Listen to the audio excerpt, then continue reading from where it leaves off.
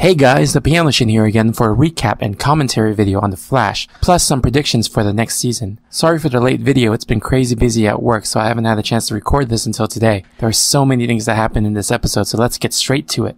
This episode starts off just where it left off from the last episode, which was with the death of Iris. However, that shock of being Iris was short-lived because we finally get the reveal that HR used his face-changing technology to take Iris's place, and Iris took his place. This is what most of us, including me, had predicted what would happen because the face technology made the reappearance last week, so it wasn't a shocker, but it was still heartbreaking.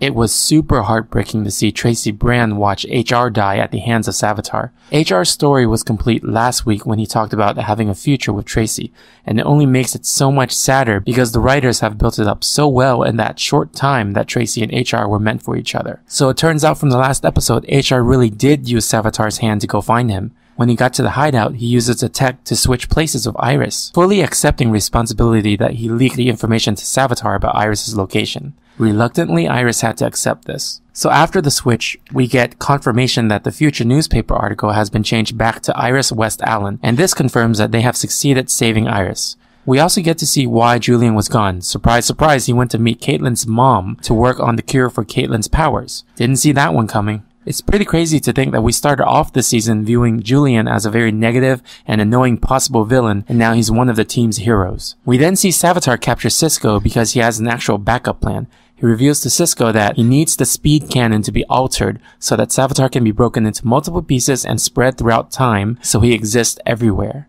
This part kind of reminded me of Vandal Savage and how he split the meteor detonation into 3 different periods of time on Legends of Tomorrow. The next part we see Barry talking to Iris, remembering what Snart told him, that he must use his good to defeat Savitar. This suggestion was taken into action with a great one-on-one meeting between Barry and Savitar, with Barry promising Savitar he will welcome him into the family and work together.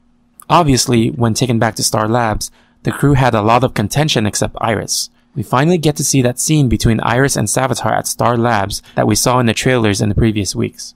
Barry promises that the team will help Savitar, but Tracy disagrees because Savitar killed her HR. Barry and Iris continue the promise to help Savitar, and we get a few good moments of Savitar looking like he was coming around. We also get a surprise appearance from Harry Wells, trying to talk to Tracy to get her to help the team. What I found interesting and kind of weird in this scene is that nobody bothered to explain to Tracy that there are multiple Earths, and her seeing Harry Wells was the first time she learned of this. They had a good heart-to-heart talk, and Tracy comes around to wanting to help the team again.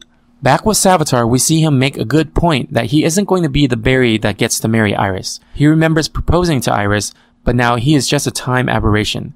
So Iris promises him that they will work things out, and he says okay and promises to bring Cisco and Caitlin back. But then, surprise! He is still evil. He causes an explosion in Star Labs that results in everyone evacuating. I was personally so sad to see this because it looked like Savitar was just about ready to become a good person again. Back at Savitar's base, Cisco finishes up the speed cannon alterations and is about to get killed by Killer Frost just when Gypsy appears and saves his life. Surprise appearance again. We get a funny back and forth between them and how they are connected, and Cisco isn't grateful. The next scene is the crazy climax of the season. We get Savitar to create a breach, and I totally didn't even think about the Black Flash coming back. When he appears, we see that this was Savitar's plan all along, is to have Killer Frost kill the Black Flash. And it's at this point we get 100% confirmation that the Black Flash is Zoom from last season, because Killer Frost says, "Goodbye, Hunter." When Caitlin shoots Savitar with the speed cannon, we also find out that Cisco never rigged the cannon to the correct specifications that was requested. He actually rigged it so that it would free Jay Garrick from the Speed Force prison. It was super awesome to see him come back. The next few minutes are all crazy, and I mean crazy awesome action scenes. We get to see the Speed Force up the wooza with awesome chases and scenes like Savitar cutting down trees in slow-mo. Okay, that kind of sounded dumb, but watching it was really crazy. We finally get Cisco defeating Caitlin and refusing to kill her. Then we get a super crazy Savitar about to kill Cisco. Then we get a super awesome scene of Barry running and phasing into Savitar's suit and pushing Savitar out of his suit. Oh my gosh, I was so excited when that happened.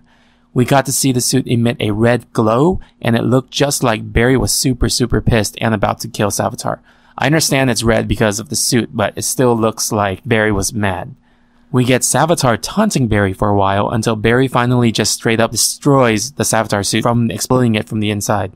And then we finally see Savitar get destroyed because Iris' survival has finally caught up to him and he can no longer exist.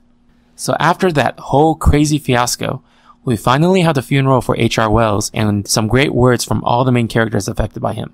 It was great to see Iris acknowledge H.R. as her hero, and for Wally to thank H.R. for believing in him. We also get a quick scene of Caitlin giving the antidote back to Julian despite his love for her. It looks like Caitlin is going to take the anti-hero route for the next season. Just when we thought the episode was over, we suddenly get multiple earthquakes. Turns out, when Jay was taken out of the Speed Force, there became a void, and it needs a speedster to hold it back. The Speed Force manifests as Barry's mom, and Barry volunteers to go into the Speed Force to save everyone. Just when we think it's over, we get Barry having to sacrifice himself again for the happiness of his friends and family. He apologizes to Iris, and he passes his mantle on to Wally to be the Flash, and he proceeds to the Speed Force. After he enters the Speed Force, we finally get a closing to the show. So what happens now? So one thing I did like about this ending is that Barry actually did something right, I think? Well, to put it in perspective, last season he traveled back in time to prevent his mom's death, so he created Flashpoint. At least at the end of this season, he takes full responsibility and now he is on the path to redemption within the Speed Force. You can kind of say he's paying his crimes against time. So what will happen next season? Will we see Barry come back to the show from the Speed Force so soon? The CW shows usually play out in real time, so when the show comes back, it would be several months of Barry in the Speed Force already, so it wouldn't be too crazy if he came back. What would be nice is if the show actually did make Wally the main Flash and had him fighting crime and holding the city together with Team Flash while Barry was gone.